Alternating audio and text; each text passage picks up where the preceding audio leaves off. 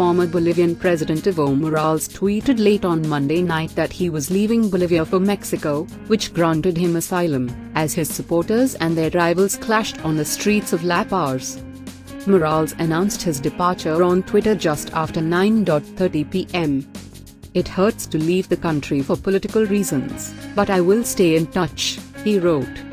"Soon I will return with more strength and energy." Morales stepped down on Sunday following weeks of protests over a disputed presidential election, but the ensuing resignations of every constitutionally designated successor have left it unclear who will take his place and how. Angry supporters of the socialist leader set barricades ablaze to block some roads leading to the country's main airport, while his foes blocked most of the streets leading to the capital's main square in front of Congress and the presidential palace. Police urged residents of La Paz to stay in their homes and said they were joining forces with the army to avoid an escalation of the violence. Mexico granted asylum to Morales on Monday as unrest deepened, helping cement the Mexican government's emerging role as a bastion of diplomatic support for left-wing leaders in Latin America. Foreign Minister Marcelo Ebrard said the decision to grant him asylum reflected the country's long tradition of sheltering exiles.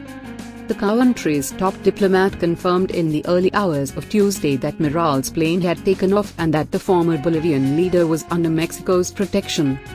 "His life and integrity are safe," Ebrard said. Looting and roadblocks convulsed Bolivia after Morales stepped down, and he said violent groups attacked his house. The former president shared on Twitter the makeshift bed where he said he spent his first night after his resignation, which he described as a coup that had been orchestrated by his rivals and the police.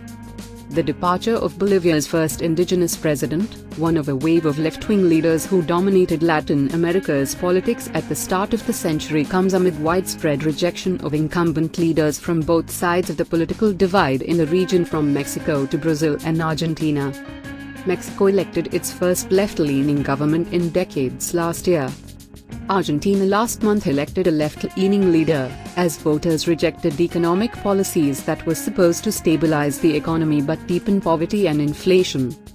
Ebrard said earlier on Monday his government viewed Sunday's events in Bolivia as a coup because the military broke with the constitutional order by pressing Morales to resign.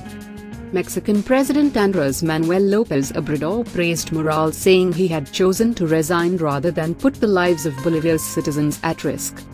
Bolivia went to the polls on October 20. The Washington-based Organization of American States delivered a report on Sunday citing serious irregularities during the vote.